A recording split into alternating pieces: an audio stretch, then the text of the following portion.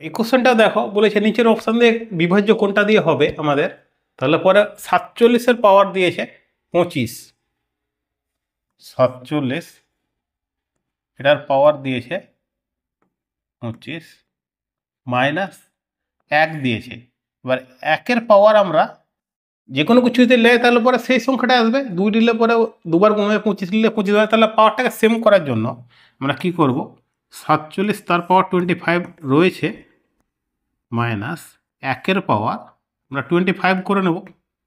1-এর পাওয়ার 25 মানে একই হয়, ঠিক আছে, 1কে 25 বার গুণ করলে সেই সংখ্যাটাই আসে। পরবর্তী ক্ষেত্রে আমরা কি করব, দেখব পাওয়ারটা জোড় না বিজোড়ে রয়েছে। পাওয়ারটা দেখো আমাদের বিজোড় সংখ্যায় রয়েছে, যখন বিজোড় সংখ্যায় থাকবে তাহলে পরে এটা আমরা কি করব, বিয়োগ করে দেবো। যদি বিয়োগ করে দেখো 46 অপশানে দেখো আমাদের 46 অপশানে নেই, তাহলে 46টাকে আমরা পদকে ভেঙে দেবো, তা 2 দিয়ে ভাঙবো, তাহলে পরে 23, তাহলে উত্তর 2 থাকলে 2 হবে, নাহলে 23 থাকলে 23 হবে। তাহলে অপশানে কত রয়েছে 23, তাহলে অপশান দেখো এটা অ্যান্সার হবে বি 23।